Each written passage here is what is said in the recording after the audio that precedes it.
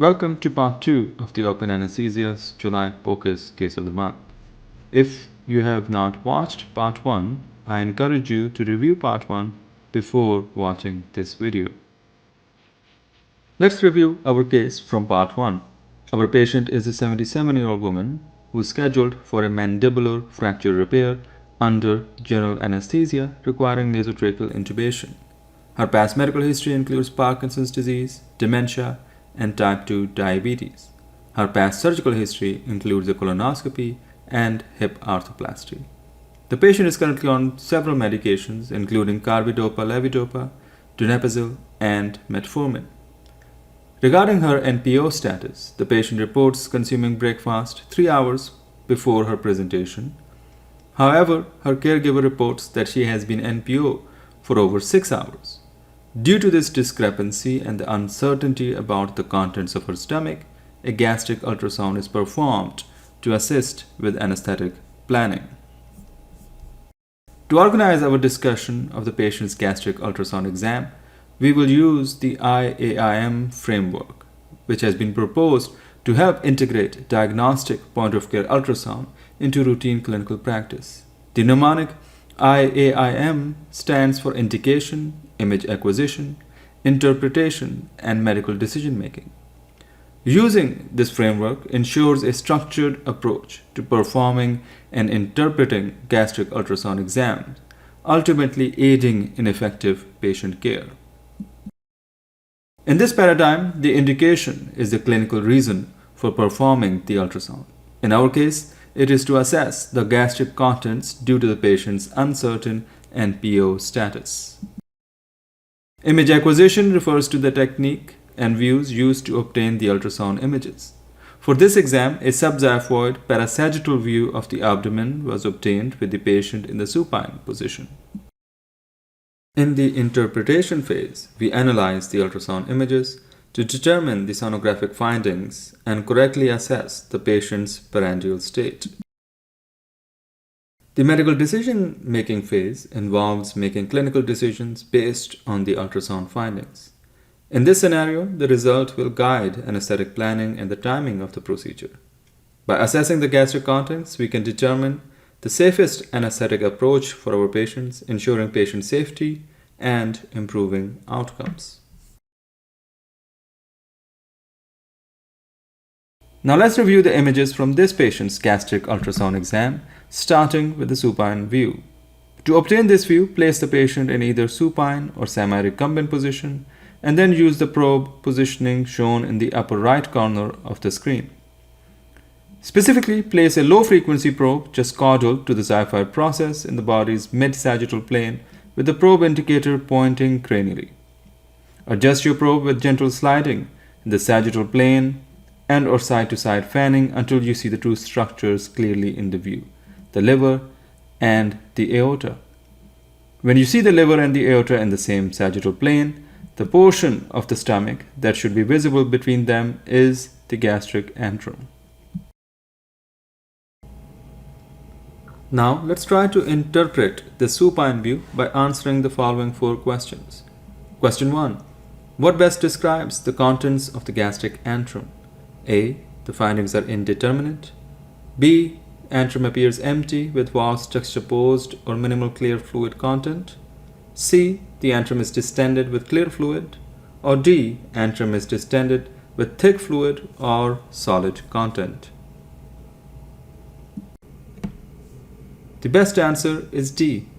Antrum is distended with thick fluid or solid content.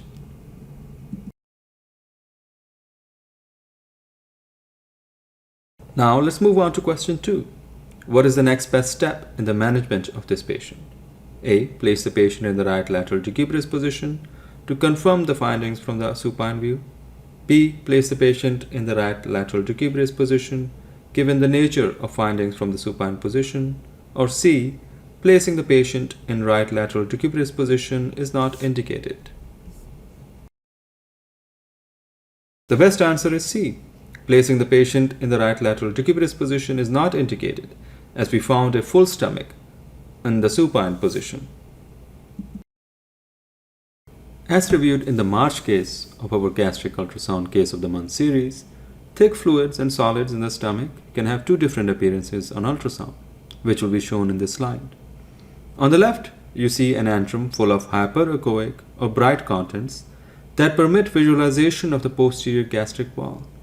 This pattern is typically seen starting about 1 to 2 hours after ingestion of solids or thick liquids. In contrast, the clip on the right shows acoustic shadowing in the stomach that prevents visualization of the posterior gastric wall. The findings of acoustic shadowing is caused by air that enters the stomach during swallowing. Thus, the presence of acoustic shadowing in the stomach suggests recent oral intake in the past 2 hours or so. However, the presence or absence of acoustic shadowing only provides a rough clue to the timing of the oral intake, and sometimes patients will show acoustic shadowing many hours after their oral intake. Fortunately, the distinction between early or late solids is not critical to clinical practice because either pattern of solids should be interpreted as full stomach for purposes of airway management.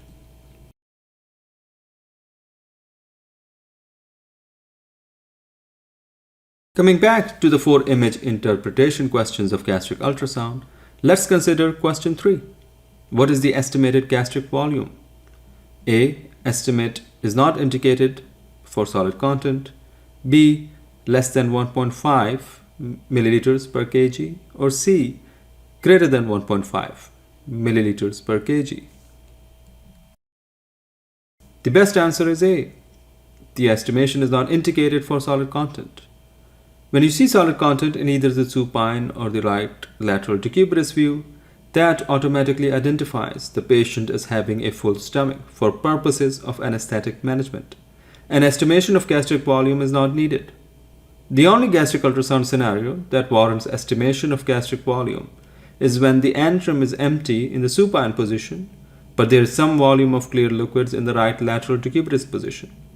In this scenario, the gastric antral cross-sectional area can be measured on the ultrasound machine to estimate how much clear liquid is present in order to compare this estimated volume to the upper limit of normal for the patient's demographics. It is important to note that while the presence of solids or thick fluids in the stomach clearly indicates a full stomach, the quantification of clear liquids can provide more nuanced information about gastric content, particularly in fasting patients or those with uncertain NPO status. This information can be critical in guiding anesthetic management, ensuring patient safety, and minimizing the risk of aspiration. For a detailed step-by-step method of quantifying clear liquids and interpreting the measurements, please review the May 2024 POCUS Case of the Month. Wrapping up the 4 gastric ultrasound image interpretation questions, here is question 4. What is your overall sonographic impression? A. The exam is inconclusive because of inadequate image quality. B. The stomach is empty.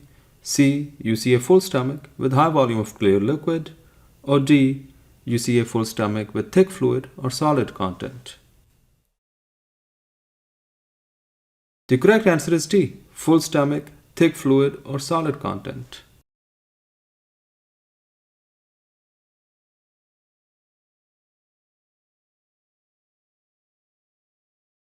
This completes the image interpretation section of this gastric ultrasound exam.